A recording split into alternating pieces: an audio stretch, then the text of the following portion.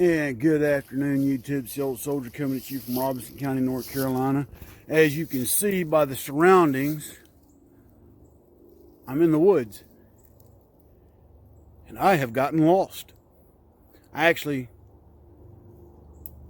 the son of Old Soldier's advice and got lost. He's like a lieutenant. Doesn't know how to read a map or a compass. So we're in the woods and we're lost.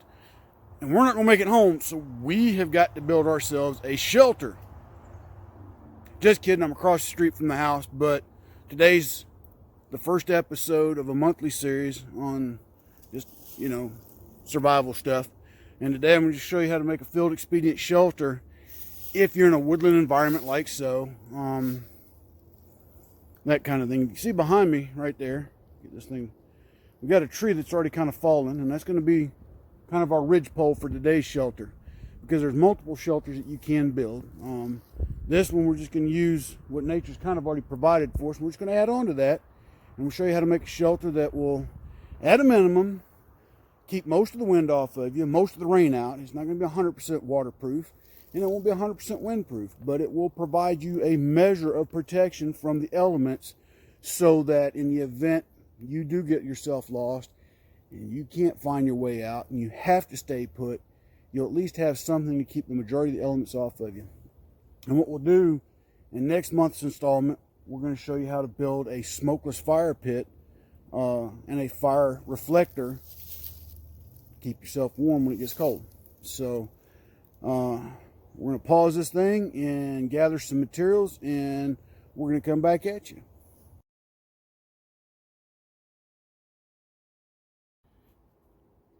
Hey, all right, welcome back, viewers. What we see right now, we've kind of found this deadfall tree. This is going to be our primary ridge pole for the shelter we're going to build today. What we've done is we've braced it here with a piece of a branch that we have found. It's got a yoke. Cameraman, come on in. But what you can see here is we've taken a tree that's already existing in the ground, and we have bowed it under to kind of give this tree some support. But we've also put a yoke in here, kind of hold it up further.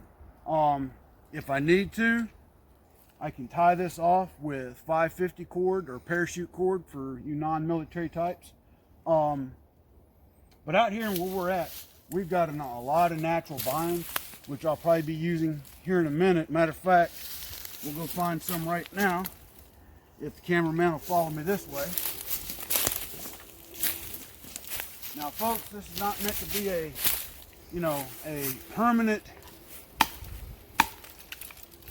shelter. Now, mind you, I am using more or less some tools of the trade to build this. We're using the Old Soldier's emergency bug out or get home bag, or whatever bag you want to call it.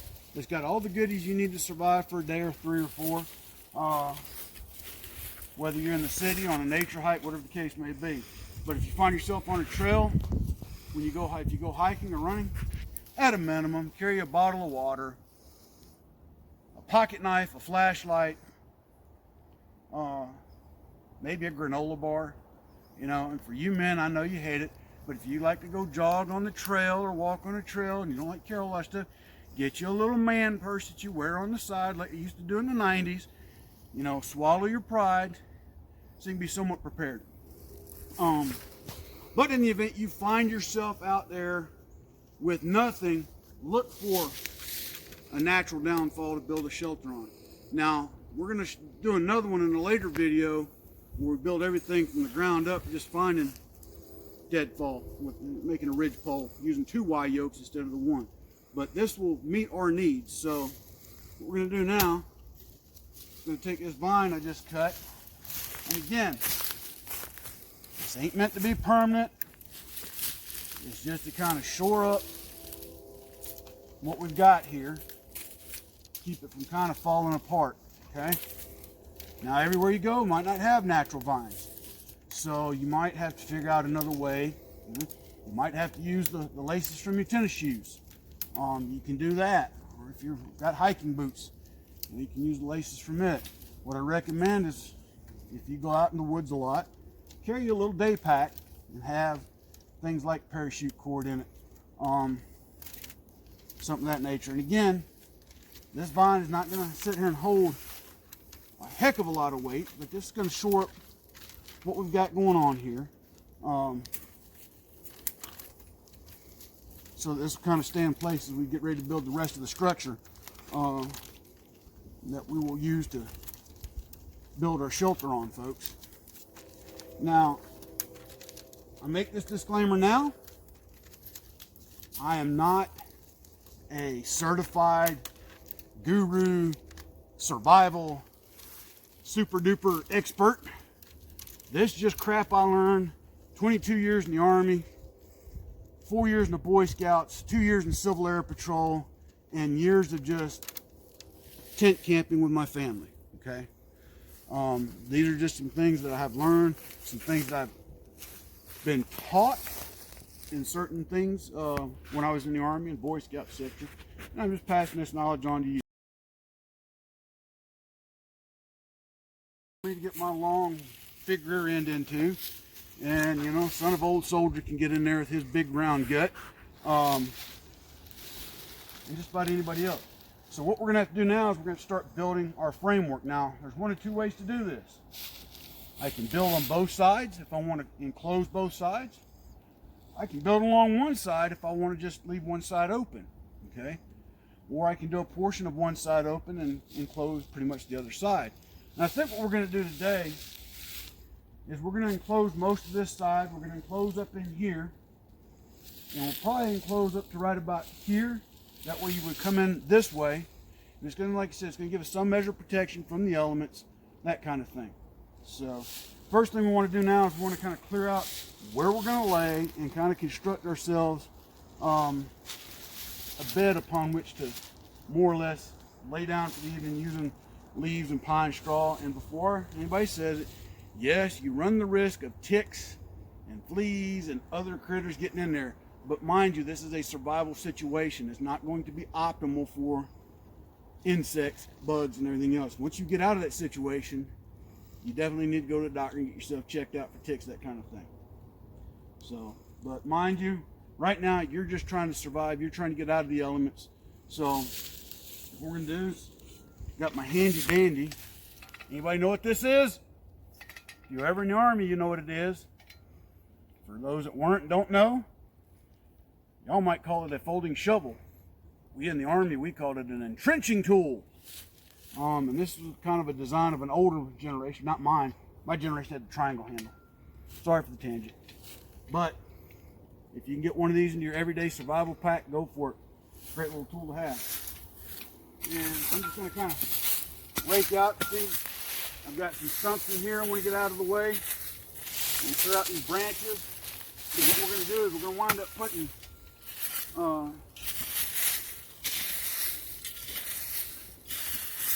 some dry leaves and things in here. Okay, but some of this stuff I'm raking out, believe it or not, we're going to put on the sides once we build our framework. And you'll see how that works here in a minute. But I kind of want to make sure that I don't have nothing that's going to stick me in the back all night long, okay, which that might. So we're going to have to come back and probably bring that down some more, okay?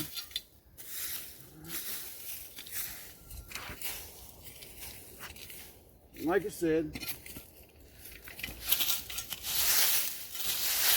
just to make sure nothing sticks me in the back, that kind of thing. Is it going to be optimal? No. Is it in hotel comfort? No. But it will provide you a place to lay your weary head for a night or three until you can either find your way out or until help comes and gets you. Okay? So now, kind of get that out of the way. So, we're going to stop and pause for a minute because I got plenty of pine straw. I'd rather use pine straw than leaves. That's just a thing for me. So we're going to pause, we gather pine straw, and we're going to lay our bed and we're going to come back. So, be back in just a few, folks.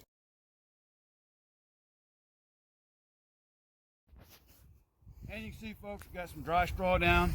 Now, is this an optimal bed? No. If this turned into a long stint, you would want to get as many branches, logs you can find, and actually build you a raised bed of 6 to 8 inches. Again, this is a temporary. I need to get out of the elements. I need to lay down. I want to be dry. I want to be warm. One reason I take pine straw over leaves if I can. Just been my experience. Pine straw has a little better insulation, and if I need to start a fire, they really get cooking when you get ready to use them as a tinder for a fire. Now again, if it's going to look like it's going to be here, you're going to be here more than 1 or 2 days. What you'll probably want to do each day is you want to go and you want to gather more dry material and continue to build it up. That's another way to raise the bed up. Just continue to add layer after layer. One, to ensure it stays dry and keeps you off the ground.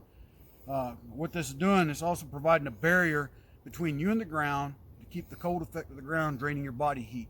So again, this provides a measure of insulation. So now what we're going to do, if I can get my old rear end up, you know, son of old soldier says I'm napping too much, so I need to get up, and we're going to finish building this shelter. I thought he was going to do it for me, but no. He says, old soldier, it's your channel. You need to build it. So what we're going to do now is we're going to start to build what I call your external frame. Some people call it an exoskeleton. Don't ask me why. And get that lattice work built. Then we're going to start adding on top of it, and you're going to see how this comes together and provide you a fairly effective shelter. If you don't believe this works, ask son of old soldier. Him and my other son, who's at Fort Riley, when they were little, I taught them how to build these things when they were in scouts. And did they or did they not work? Yes. Okay.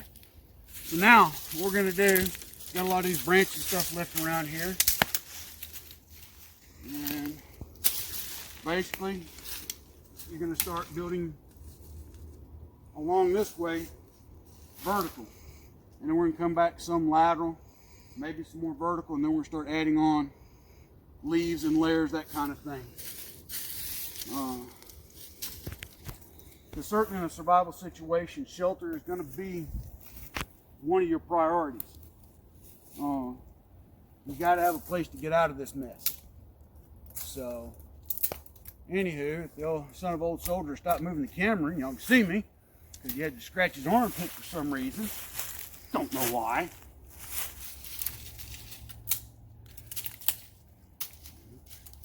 And like I said, you're just building a framework that's going to hold and support basically your roofing material, okay? So you kind of want it to be kind of wonky, if you will. You don't want all that stuff falling in on you either as you get ready to start throwing it up on there. So, out of there.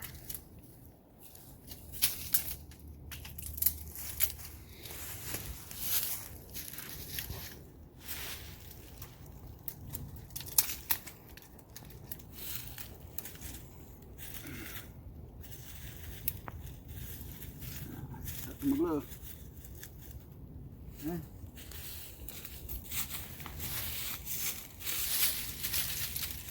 And if you find yourself where there's not a lot of downfall, you might have to break some stuff. Okay.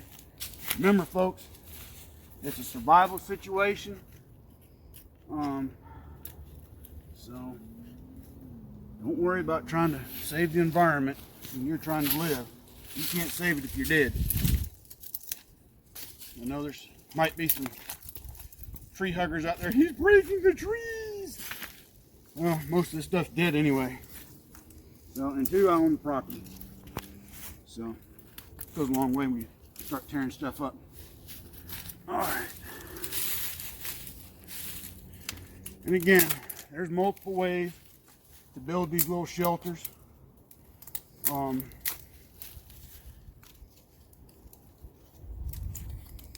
One way is not, it's not exactly an end-all solution to every way. Right now, I'm just showing you a section. Okay, and that's what you do. You take all that and start piling it on. Okay, start piling that on there. Now it doesn't really matter if this outside's wet. Okay, it's going to get wet anyway if it starts raining. All right, it's okay if there's dead limbs in it. I'm just going to add weight to kind of hold all that material in place. Okay, and add some more to our frame.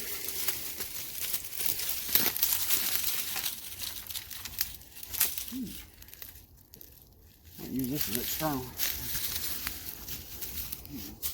Use this as external. Just because it's kind of too dry. A little all broke up. All right. Got some more over here.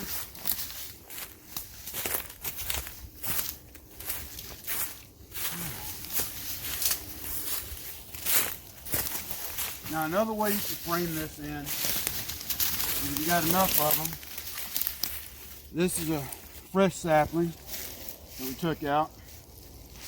You can actually cut it and bend it. And this was a method someone taught me once. So the old SF guy. Okay.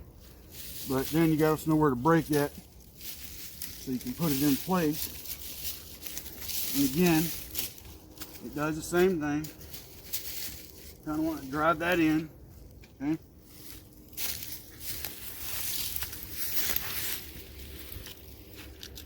If you can do it without it breaking, it's even better. There we go. Very good, lad.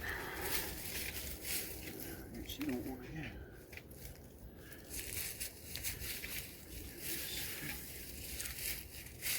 That might not be long enough to get where we want it. That's all right. Ooh, that is nice and green.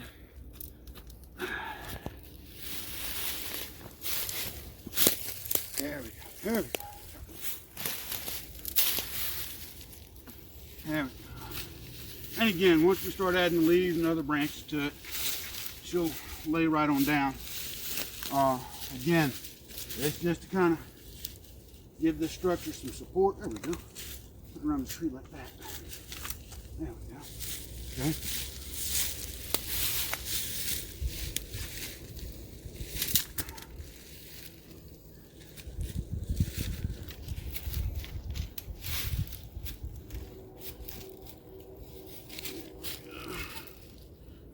All right.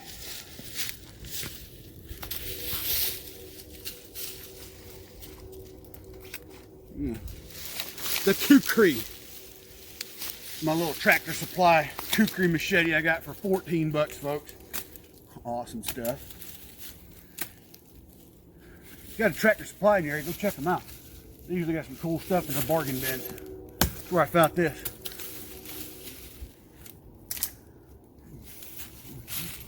Was that a ragu? There we go.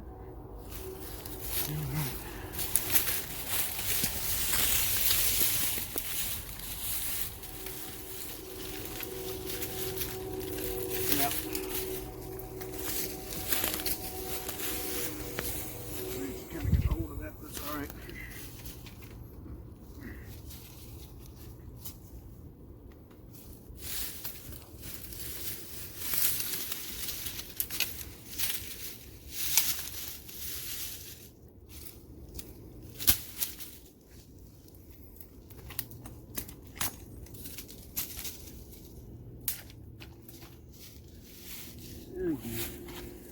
We're just adding this on here to give it some framework and some structure. Okay. Now this little jewel right here, I got several choices what I can do with it. I meant to actually get this underneath when we started and forgot about it. So what we're going to try and do here, we'll try and get it underneath here without it snapping. And if it does snap, that's all right. We're just using it for some structure and sense of support.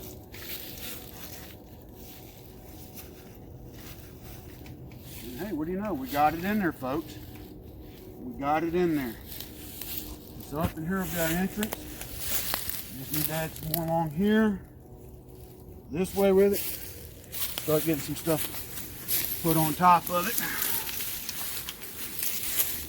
All right.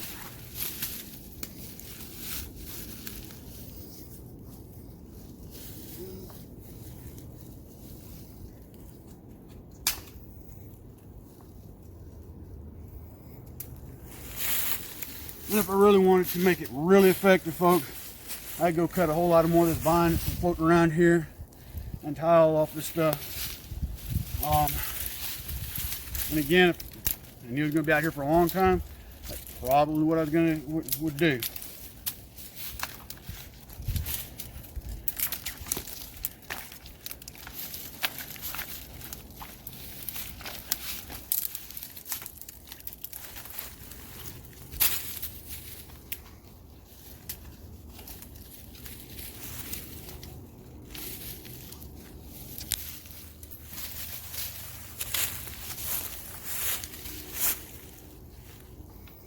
And it's okay if these things interweave with each other and wind and twist. It's just giving itself that much more support as you start to build this thing. And again, this isn't meant to be a long-term permanent solution unless you want to live like a monk in the woods. Okay? Permanent, monk, whatever term you use to use.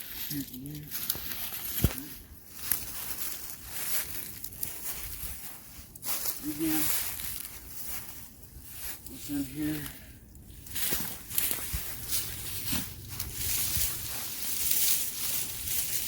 I like the greener stuff. It bends instead of breaks. It's kind of cool. Make it do what I want to do a little better. But you don't necessarily have to find green stuff. Deadfall is actually preferred, especially if you've got no blade and you just got your hand. Sometimes what's dead on the ground is all you're going to have. Okay? But if you can, always try to carry something you can cut with. Even if it's just a little old Swiss Army knife. Believe it or not, Swiss Army knife is probably one of the best tools you can put in your kit. That or a multi-purpose pocket knife, a multi-knife, multi-tool. I'll get it right in a minute. Put you down here. There we go. Now as you can see, folks, we're actually starting to get a little bit of a framework going. Again, I make no guarantees that this will be 100% waterproof. Okay? But it will keep the bulk out of the way. Now, if you've got your bug out bag, survival bag, your get home bag, whatever you call it bag, you ought to have a poncho in it. Once you get this done, you can put your poncho over all that and then weight it down with some additional materials too so it doesn't blow off. Again, if you go back and watch my survival bag video, you'll know in my bag, I also packed a contractor's trash bag. And you're saying, what do you need a trash bag for? Well, those contractor bags are thick, they hold a lot, but they are extremely waterproof, okay? So, good to have, okay? Good to have. I'm still going to cut that one out. I don't like that sticking out. So, let's do that. Yeah.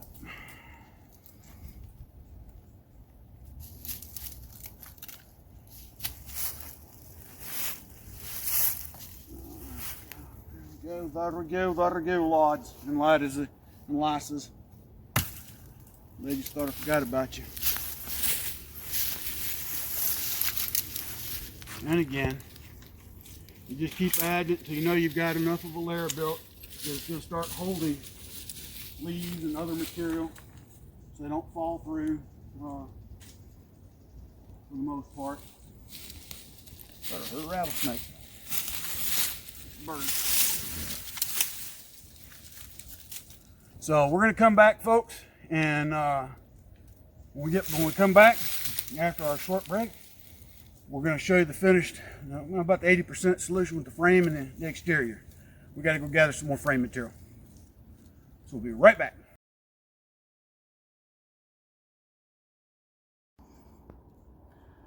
All right, YouTubers, we are back again. As you can see, we're probably at the 75–80% mark.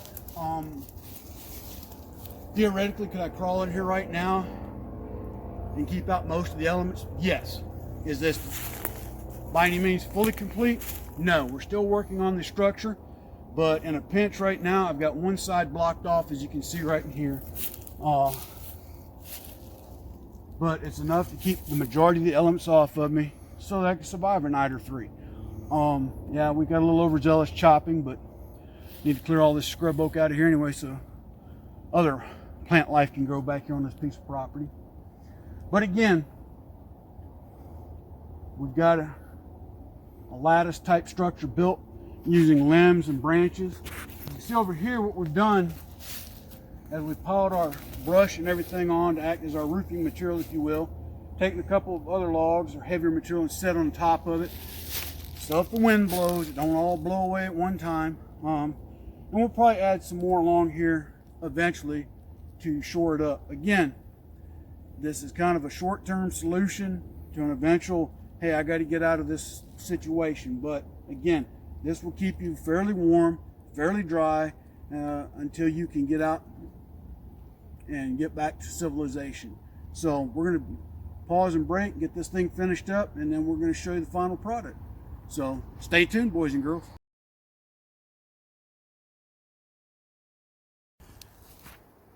All right, YouTube, old soldier again. Yeah, probably at 95% solution. One of several ways to cover the entrance. You can use your bag if you've got your survival bag with you, backpack, whatever. You can opt to rake in when you go in for the night as much of this deadfall as you can see on the ground. You rake it up and pile it as high as you can to close off the entrance. If time and daylight permitted, I could actually build a lattice type door that I could slide over and secure for the night. And that's really mostly to keep critters other than myself and the ticks out, if you will. My next priority after I got this done would to be establish a fire pit or reflector so the heat would reflect in. Now for this type of shelter, reflector is not exactly optimal because I closed all this in, but you still put one here and reflect it towards the doorway. Again, if you got a poncho, you can drape that over to finish kind of sealing things in. Like I said, this is not 100% foolproof, waterproof, but for a night or two, this will keep you fairly warm and dry until you can get out and find better accommodations or get back to civilization or improve upon what you've started here and build a more permanent structure, whatever the case may be. Again, take a look around where I'm at. There's a lot of saplings that have come up from years ago when the foresters came in and cleared it and they were supposed to reseed it and they didn't.